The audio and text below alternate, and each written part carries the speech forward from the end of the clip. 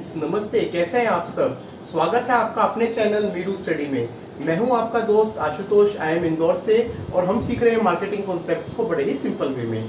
Friends, last video में मैंने आपको बताया था कि मार्केटिंग एनवायरनमेंट क्या होता है और हमने दो टाइप्स के मार्केटिंग एनवायरनमेंट पढ़े थे, माइक्रो एनवायरनमेंट और मैक्रो एनवायरनमेंट, और उनसे हमने परिचय किया था।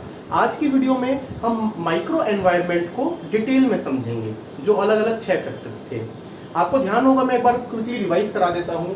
माइक्रो एनवायरनमेंट में हमने क्या बताया था कि ये वो फोर्सेस या एक्टर्स हैं जो कंपनी के क्लोज होती हैं, बहुत ही स्मॉल उसमें होती हैं, पास होती हैं और कहीं ना कहीं इफेक्ट करती हैं। और 6 इंपॉर्टेंट फैक्टर्स होते हैं: कंपनी खुद, suppliers, marketing intermediaries, competitors, publics और कस्टमर्स।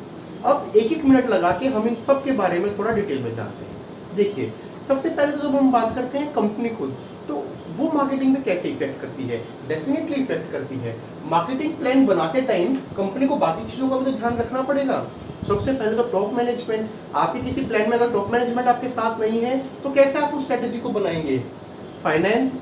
आपको मार्केटिंग की किसी भी एक्टिविटी को करने के लिए कल को बजट्स लगेंगे, वेंडर्स को पेमेंट करनी होगी, तो फाइनेंस डिपार्टमेंट के साथ भी कोऑर्डिनेशन बहुत जरूरी है। आर एंड डी के बिना तो कहते हैं मार्केटिंग का काम ही नहीं हो सकता है। क्यों? अब आप कोई एक ही प्रोडक्ट को थोड़ी ना बार बार प्रमोट करेंगे, कोई कुछ नया भी तो आपको चाहिए, और वो नया कहाँ से आएगा? वो आएगा R&D डिपार्टमेंट से।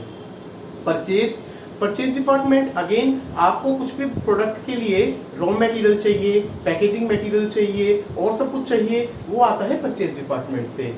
SCM यानी कि सप्लाई चेन मैनेजमेंट का डिपार्टमेंट है, जो कि आपका लॉजिस्टिक्स मैनेज करता है। आपका मटेरियल प्लांट से बन के आपके वेयर हाउस में जाएगा, आपके डिपोज में जाएगा, वहां से वो डीलर के पास जाएगा या कस्टमर के पास जाएगा, डिपेंडिंग आप किस इंडस्ट्री में है।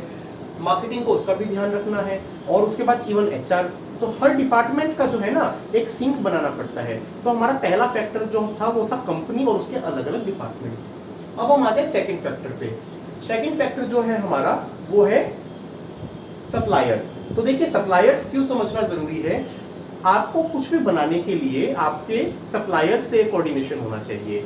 सप्लायर्स में कौन मेनली आते हैं?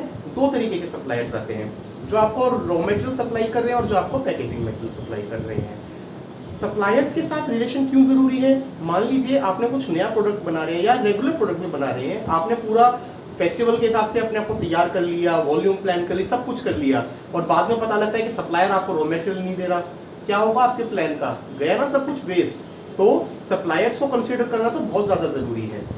उसके बाद नेक्स्ट आता है हमारा इंटरमीडियरीज। इंटरमीडियरीज मैंने आपको पहले ही बताया था कौन होते हैं। इंटरमीडियरीज होते हैं आपका प्रोडक्ट बनने से कस्टमर के जाने के बीच के जो लिंक्स होते हैं ना, वो होते हैं इंटरमीडियरीज। इंटरमीडियरीज में कौन कौन आते हैं?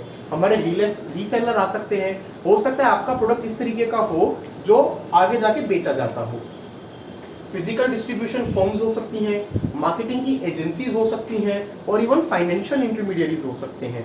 इन सब इंटरमीडियरीज का भी बहुत इंपॉर्टेंट फैक्टर होता है और एक मार्केटिंग मैनेजर को इनका ध्यान रखना होता है अपनी स्ट्रेटेजी को बनाने के लिए। फोर्थ आता है कॉम्पिटिटर। कॉम्पिटिटर किस लिए जरूरी है? आप ही के सेम प्रोडक्ट पे कंपटीशन के पास भी कुछ ऑप्शन होगी, वो भी उस पर काम कर रहा होगा, नई नई स्ट्रेटेजी बना रहा होगा, और अगर आप उसका ध्यान नहीं रखेंगे तो हो सकता है आप पिछड़ जाए। ये इंपॉर्टेंस होती है कॉम्पिटिटर्स की। फिफ्थ हमारा होता है पब्लिक्स। पब्लिक्स क्या होते हैं? कोई भी ऐसा ग्रुप जिसका कोई इंटरेस्ट हो या जो ऑर्गेनाइजेशन की एबिलिटी को इम्पैक्ट कर सके, उसको बोलते हैं पब्लिक्स। और कुछ 6-7 अलग अलग पब्लिक ग्रुप होते हैं, उनके बारे में मैं आपको बताऊंगा। सबसे पहले होता है फाइनेंशियल पब्लिक्स।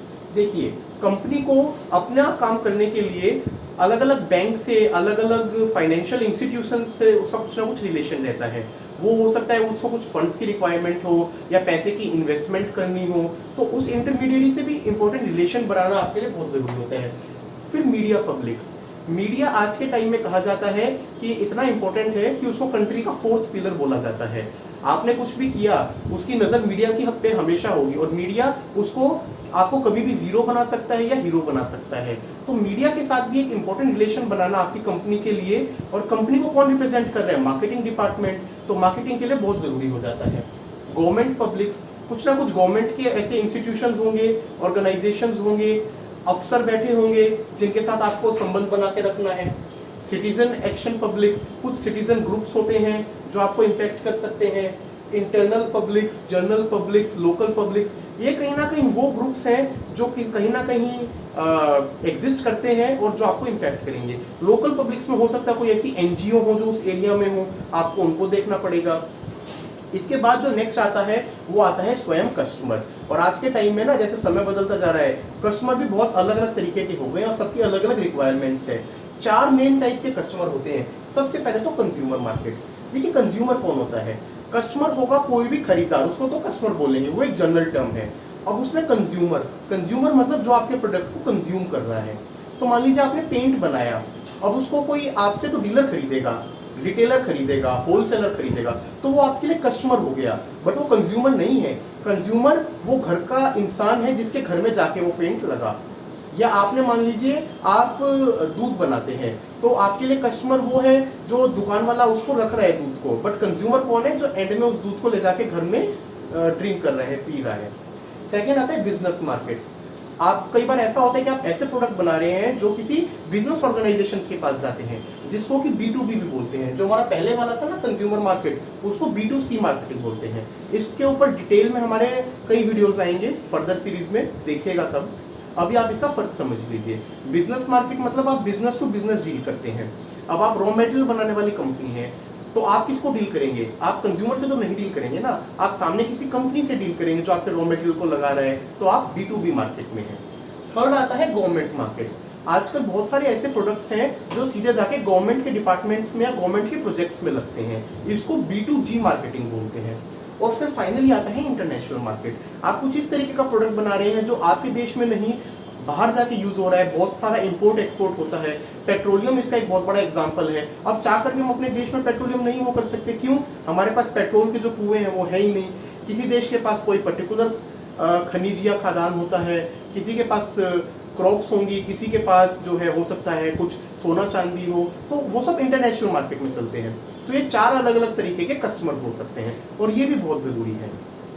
ये हमारे थे 6 अलग अलग फैक्टर्स फ्रेंड्स जो माइक्रो एनवायरनमेंट में आते हैं, जो हमने बड़े ही डिटेल में समझे। आपको इनके बारे में कुछ भी और जानना हो तो प्लीज़ हमें बताइए, हम उसके ऊपर एक अलग वीडियो भी बना देंगे, कोई दिक्कत नहीं है। और नेक्स्ट वीडियो में हम डिस्कस करेंगे मैक्रो एनवायरनमेंट के बारे में। होप आपको आज का वीडियो अच्छा लगा होगा। आपको ये पसंद आया तो प्लीज़ इसको लाइक कीजिए, शेयर कीजिए और हमारे चैनल मीडू स्टडी को सब्सक्राइब कीजिए। Thank you friends, take care.